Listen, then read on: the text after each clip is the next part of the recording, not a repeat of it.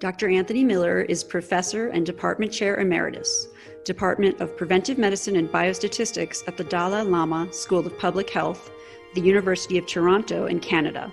He is an internationally recognized cancer epidemiologist. I'm going to talk about public health review and public policy implications relating to radiofrequency radiation. I have no conflicts of interest to declare. The background to this is that radiation exposure has long been a concern for the public, for policymakers, and health researchers. Beginning with radar during World War II, human exposure to radiofrequency radiation, abbreviation RFR, powered technology has grown substantially over time. Concern over possible adverse effects of RFR led to a review by a working group of the International Agency for Research on Cancer in 2011. The conclusions of that working group were that there is limited evidence in humans for the carcinogenicity of radiofrequency radiation. They based this on the fact that positive associations have been observed between exposure to radiofrequency radiation from wireless phones and to glioma, and another tumor, acoustic neuroma, which is a tumor usually on the vestibular nerve, the nerve that goes from the ear to the brain. They also concluded there is limited evidence in experimental animals for the carcinogenicity of radiofrequency radiation. Their overall evaluation was that radiofrequency electromagnetic fields are possibly carcinogenic to humans. Their IARC group 2B. To put that into context, there are 5 IARC monograph categories. Group 1, the agent is carcinogenic to humans. There is sufficient evidence that the agent is carcinogenic to humans. Group 2A, the agent is probably carcinogenic to humans. Group 2B, the agent is possibly carcinogenic to humans. And Group 3, the agent is not classifiable as to its carcinogenicity to humans. Group 4 is seldom applied because there's usually evidence to lead to an IARC review. But that is, the agent is probably not carcinogenic to humans. So radiofrequency radiation was placed by the IARC Working Group 2011 review into Group 2B, possibly carcinogenic to humans.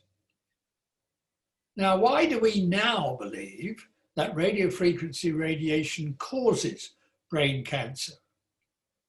This is based on 3 important sets of case control, that is human epidemiology studies.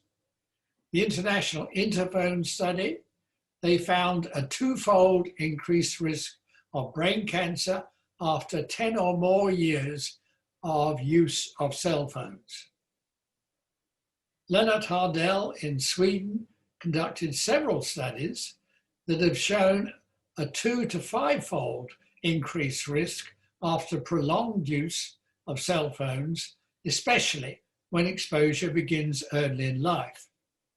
It's important to recognize that Sweden was one of the first countries to introduce the use of cell phones.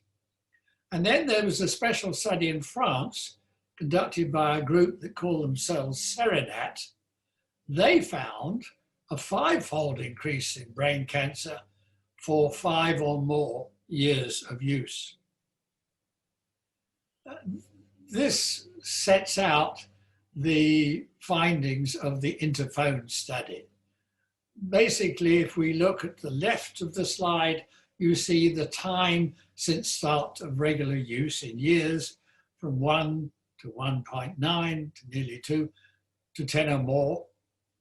And then the numbers of cases and controls are shown, and then what we call the odds ratio, which is the measure of risk, putting the time since start of regular use of 1 to 1 to 9 years as what we call the referent category. You can see that there's an increased risk for 2 to 4 years, an increased risk for 5 to 9 years, and more than twofold increased risk for glioma, most important form of brain cancer, after 10 or more years. And the column on the right gives what we call the 95% confidence intervals. That is the degree of confidence we have in the number given for the odds ratio, the OR. And when the 95% confidence intervals, both the lower one is above 1, you can see this is statistically significant. Now, there have been other studies that have looked at the risk of glioma associated with mobile phone use. And this slide shows those that have provided data on 10 or more years use. A study in the United Kingdom, this was a study of a large number of women, followed for a number of years, found no increased risk. But Hardell found increased risk, the greatest risk, with 25 or more years. And as I've already said, the Serenac study, Courreau et al. In France, also found an increased risk. So this gives more detail of the various categories of the Serenac study, Courreau et al. For brain cancer, you see increased risk for each category after 2 years of use, after 3 years of use, and a 5-fold increased risk after 5 years of use. And if you look at the risk for glioma on the same side as the cell phone is held, it's a 2-fold increased risk. And there was also increased risk for another form of brain cancer called meningioma. Now, here are the data for 3 studies which have reported the risk for acoustic neuroma, the tumor on the ear, the vestibular nerve from the ear to the brain. 2.5-fold increased risk, the UK study. No increased risk for a study in Korea. This was a case control risk, but Hardell found a 2-fold increased risk. Both the Benson and the Hardell studies, the increased risk was statistically significant. There has also been a collaborative study which studied brain tumors in adolescents. And the important thing about this is they used operator records. That is, rather than relying on the recall of the cases and controls, they actually had data from the operators on the exposure in the Nordic countries in which the study was carried out. And you'll see that never regular users, if that's the reference, there was no increased risk for less than 1.8 years, but there was an increased risk, not quite statistically significant, for use of 1.8, 2.8 years, nearly 3 years, and more than 2.8 years, 3 years or more, a doubling of risk, which was statistically significant. And that increased risk with increasing exposure is what we call a dose response curve. And that dose response was statistically significant, highly significant. This illustrates the exposure when a cell phone is held 15 millimeters from the side of the head, the maximum exposure around the ear. less exposure in other parts of the brain. And when you place the cell phone close to the head, 25 millimeters from the side of the head, then you see this indication of severe exposure, fairly close, less exposure, and much less exposure later, further away. The other thing that is unfortunate is that we believe radiofrequency radiation is probably an avoidable cause of breast cancer.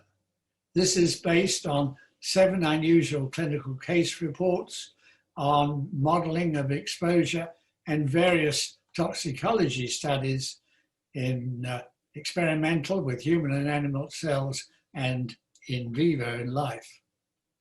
And this is the trouble, that cell phones have been marketed in this way, that cell phones could be kept in bras. Here is the first case reported. It was of a invasive multiple primary tumors in a 34-year-old avid runner, a Chinese American woman who had kept a cell phone 4 hours a day in her bra for 10 years. And this is the mammogram of her breast, and these white shadows are the cancer changes, which in fact mirror the antennae of the cell phone. And here is another case report from West showing these changes on the side, again mirroring the effect of a cell phone kept on the side of her breast. And there are other cases. Here's another case, multifocal tumors.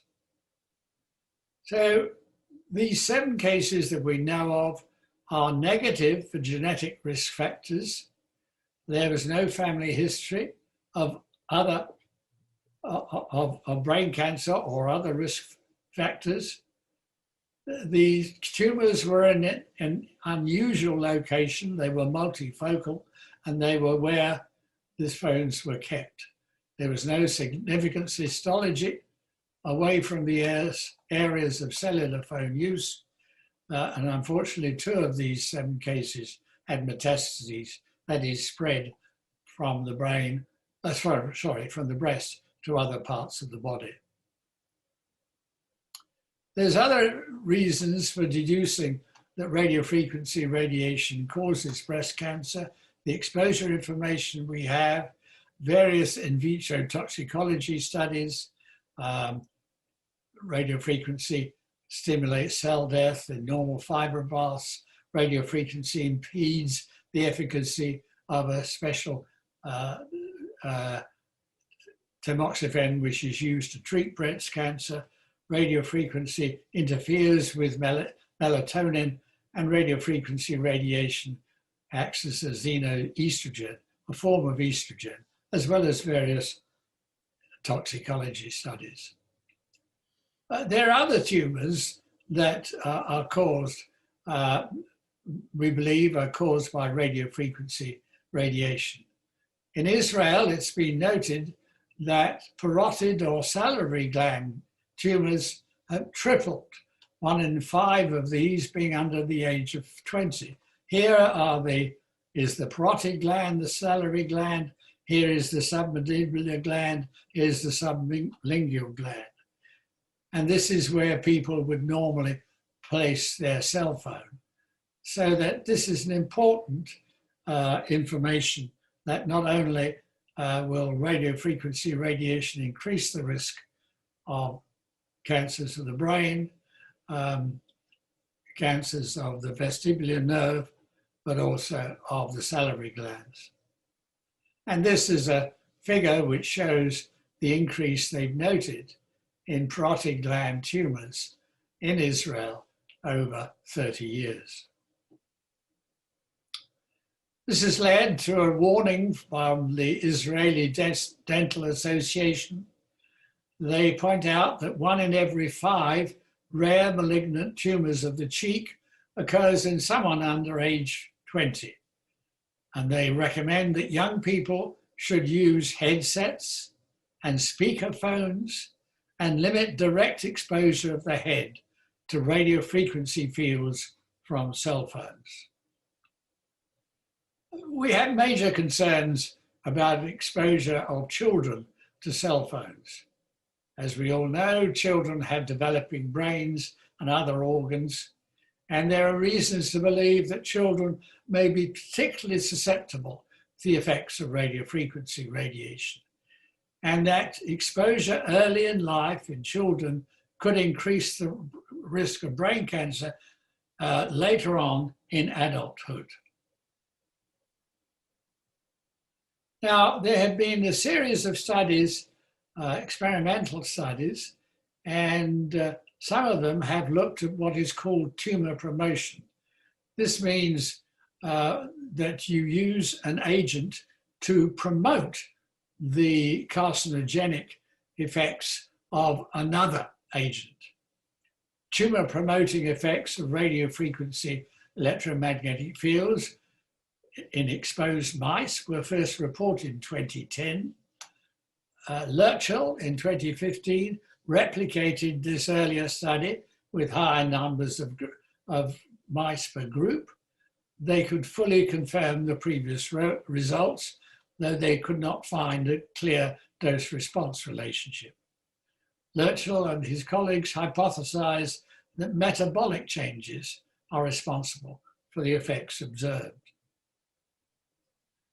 Perhaps more important than this, there's been a very important carcinogenicity studies in animals by the US National Toxicology Program. Now, this was a very extensive study and has been reported on extensively. And it related, they used male Sprague-Dawley rats exposed to GSM modulated cell phone radio frequency and another group exposed to another form of modulated cell phone radio frequency. And for both these, they found clear evidence of carcinogenetic activity based on the incidence of malignant schwannomas of the heart. Schwannomas are the sorts of cells that are found in vestibular neuromas. They also found some evidence of carcinogenic activity based on the incidence of malignant glioma in the brain. And this was so for these two groups of rats exposed to different forms of radiofrequency radiation. They also found in multiple organs, for example, in the brain and heart, evidence of DNA damage, which you would expect if an agent was to cause cancer. There's also been another lifespan carcinogenic study in rats by the prestigious Ramazzini Institute of Italy. And they used large numbers of rats who had high whole body exposure for 19 hours a day from prenatal life until death. And this reproduced the environmental exposure to radiofrequency radiation generated by the antennae of radio base stations of mobile phones. They found a statistically significant increase in the incidence of heart schwannomas and a non-significant increase in the incidence of heart Schwann cell hyplasia and a non-significant increase in the incidence of malignant glial tumors in treated female rats. We've also seen changes in humans. This is a report that came from the United Kingdom of increase in risk, increased incidence of glioma, the most malignant form, glioblastoma multiforme of brain tumors in the temporal and frontal lobes, the front and the side of the brain, which is where you would expect maximal exposure from cell phones and very little change in other brain regions. And there have been other reports of changes in rates of brain cancer. The incidence of neuroepithelial brain cancers has significantly increased in all children, adolescents, and young adult age groupings from birth to 24 years in the United States. And we also know that mortality from brain cancers has increased substantially in the last 25 years. We have to recognize that currently the public do not understand what is going on, and the industry ignores the risk, i.e., there's enormous ignorance over the adverse health effects of radiofrequency radiation, which has led to extensive use of mobile phones, use of Apple Watch, and anticipation of driverless cars, which would be entirely dependent on radiofrequency radiation. Manufacturers of products that depend upon radiofrequency radiation for functioning ignore the risks, but they do so at their peril. They cannot obtain insurance coverage against the risks of radiofrequency radiation. And what about public health? Very few medical officers of health have taken action to protect the public against radiofrequency radiation, not at the city, county, municipality, rural, or state council level.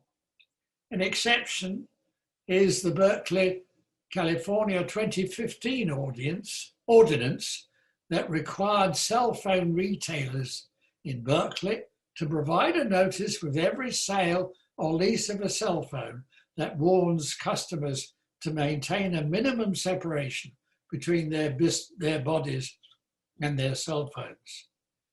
Unfortunately, that ordinance was overturned by an appeal by industry to the US authority responsible fairly recently. My conclusions are that radiofrequency radiation is a human carcinogen, placing it into IRAC group 1. That's my conclusion, but IARC plans to review the carcinogenicity of radiofrequency radiation fairly soon, and I would anticipate this would be their conclusion. We know that radiofrequency radiation is now ubiquitous.